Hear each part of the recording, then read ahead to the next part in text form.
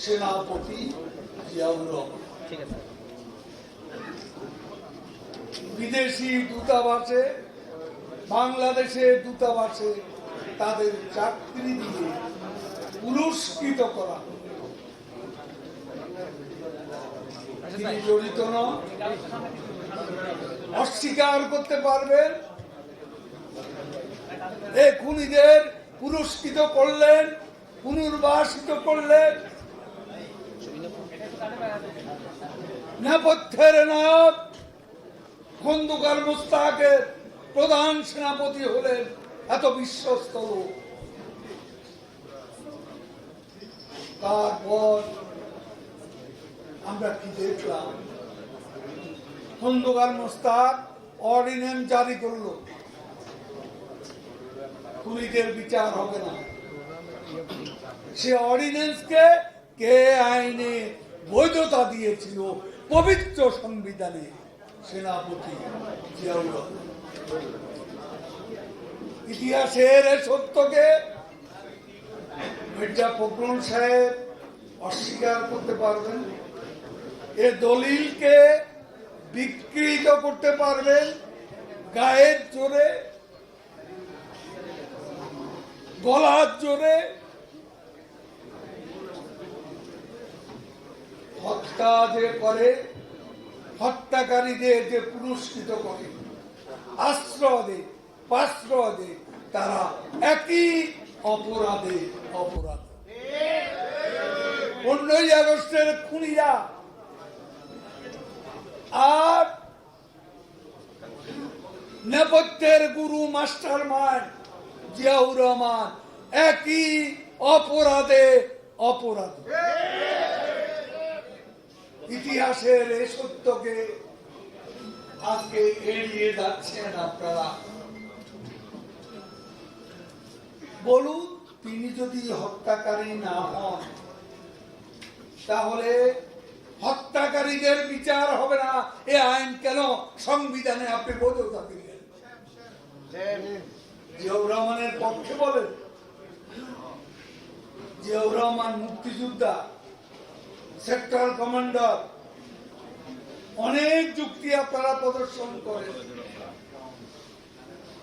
কিন্তু এই মুক্তিযোদ্ধা তিনি কি আসলে মুক্তিযোদ্ধা বাই চান্স আর মুক্তিযোদ্ধা বাই অ্যাক্সিডেন্ট?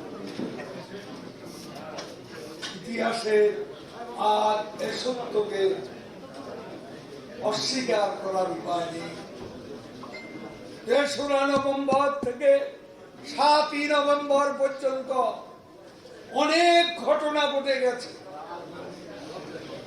অনেক সশস্ত্র বাহিনীর অফিসারকে কারাগারের মধ্যে হত্যা করা হয়েছে দিনে রাতে।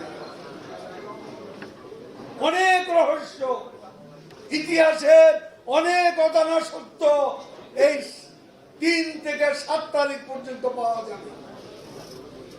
সে সত্য উন্মোচন করার দিন এসেছে, সময় এসেছে। নতুন প্রজন্ম সেই ইতিহাস জানতে চায়।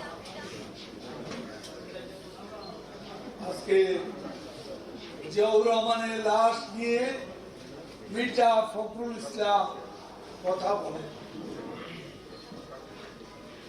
আমি একটা কথা বলতে চাই, 75-এর 15ই আগস্ট বঙ্গবন্ধু হত্যার পর 1981 সালের মে মাসে নিজের সেনা সদস্যদের একটা বিদ্রোহী গ্রুপ জিয়াউর রহমানকে হত্যা করে। রাঙ্গুনিয়ার পাহাড়ে কিভাবে সে লাশ গেল, তারপর সে লাশের আর খবর নেই। ঢাকায় কফিনে লাশ জিয়াউর রহমান, লাশ নেই। ইতিহাসের কি নির্মম পরিণতি দেখুন। 1988 সালে আগস্ট মাসে পাকিস্তানের প্রেসিডেন্ট জিয়াউল হক, জেনারেল জিয়াউল হক নিহত হন বিমান দুর্ঘটনায় নিহত হন। আর জিয়াউর রহমানকে তার নিজস্ব লোকেরা হত্যা করে। একটা কফিন ঢাকা, আর একটা কফিন ইসলামাবাদের ফয়সাল মসজিদের সামনে। দুটি কফিনই ফাঁকা লাশ। এখানে জিয়ার লাশ নেই, ওখানে জিয়াউল হকের লাশ নেই। এখানে জিয়া ক্ষমতার মঞ্চকে নিষ্কণ্টক করতে কর্নেল তাহের সহ অসংখ্য অফিসারকে হত্যা করেছে। আর ওখানে জুলফিকার আলী ভুট্টোকে ক্ষমতার পদ মুক্ত করতে জিয়াউল হক ফাঁসি দিয়েছে। দুটোই ফাঁসি দিয়েছে। পরিণতি দেখুন কোথায় গিয়ে দাঁড়িয়েছে। সত্যকে অস্বীকার করে লাভ নেই। যে সত্য দিবালোকের মতো পরিষ্কার, তা চাপা দিয়ে কারো কোনো লাভ নেই। আমাদের সবচেয়ে বড় অভিযোগ, বাংলাদেশে বঙ্গবন্ধুকে হত্যা করে, জাতীয় চার নেতাকে হত্যা করে, যে হত্যা ষড়যন্ত্রের যে রাজনীতি, এই ধারা সাম্প্রদায়িক শক্তিকে বাংলাদেশে উত্থান ঘটানো হলো। সাম্প্রদায়িক শক্তিকে রাজনীতির মঞ্চে পুনর্বাসিত করলো যে মুক্তিযুদ্ধের মুখোশধারী জিয়াউর রহমান। তাদের বিএনপি, এই দল মুক্তিযোদ্ধার দল নয়, এই দল মুখোশধারী মুক্তিযোদ্ধার দল। এই দল গণতন্ত্রের দল নয়, এই দল বর্ণচোরা গণতন্ত্রের দল। এরা মুখোশধারী মুক্তিযোদ্ধা, এরা বর্ণচোরা গণতন্ত্র। এটাই হচ্ছে এই বিএনপি। আজকে সাম্প্রদায়িক শক্তি যে তাণ্ডব চালাচ্ছে, কিছুদিন আগেও চালিয়েছে হিন্দু ধর্মাবলম্বীদের উপর, এই সাম্প্রদায়িক শক্তি বিশ্বস্ত নির্ভরযোগ্য ঠিকানা হচ্ছে বিএনপি। বিএনপির ছায়ার তলে, ছাতা তলে আশ্রয় নিয়ে এরা আজকে আস্ফালন করছে, দৃশ্যতা দেখাচ্ছে।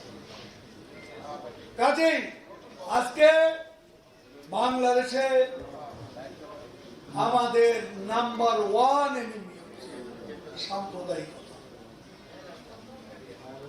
সাম্প্রদায়িকতার যে চারা, বীজ বৃক্ষের চারা জিয়াউর রহমান বপন করেছিলেন, সেই বীজ বৃক্ষ এখন ডালপালা বিস্তার করে ফেলেছে। এই বীজ বৃক্ষকে উৎপাদন করতে হবে ৩রা নভেম্বর, আমাদের সেটাই হবে শপথ।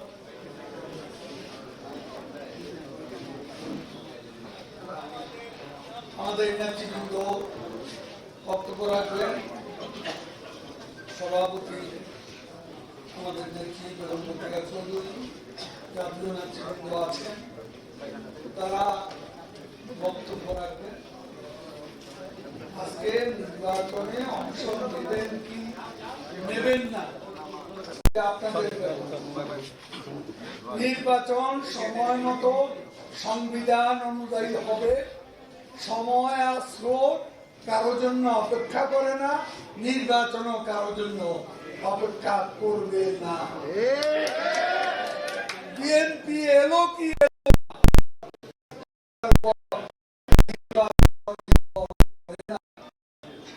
এখন বড় বড় গলায় কথা বলছে, হয়েছে যে এই নির্বাচনে অংশ নেব না, সংলাপেও যাব না। আপনাদেরকে কে ডেকেছে সংলাপ? শেখ হাসিনা তোমরা গতবার সংলাপ ডেকেছিল, তা সেটা আপনারা কি জবাবটা দিয়েছেন? সেই সংলাপের পর আপনাদের ভূমিকা কি ছিল? আপনাদেরকে কেউ সংলাপে ডাকছে না, নিজেরাই আগ বাড়িয়ে সংলাপের কথা বলছে। ফখরুল সাহেব, আপনাকে পরিষ্কার বলে দিতে চান, যতই হাঁক ডাক করুন, যতই হাঁক ডাক করেন, তত্ত্বাবধায়ক সরকার কিন্তু আদালতের আদেশে, উচ্চ আদালতের আদেশে জাদুঘরে চলে গেছে। জাদুঘর থেকে তত্ত্বাবধায়ক সরকার আর ফিরে আসবে না। নির্বাচন হবে পৃথিবীর অন্যান্য গণতান্ত্রিক দেশে যেভাবে নির্বাচন হয়, ঠিক সেভাবে বাংলাদেশেও নির্বাচন। প্রিয় ভাই এবং বোনেরা, আমি আপনাদের সকলকে মনোযোগ সহকারে আমাদের নেতৃত্বের বক্তব্য শোনার জন্য আহ্বান জানাচ্ছি।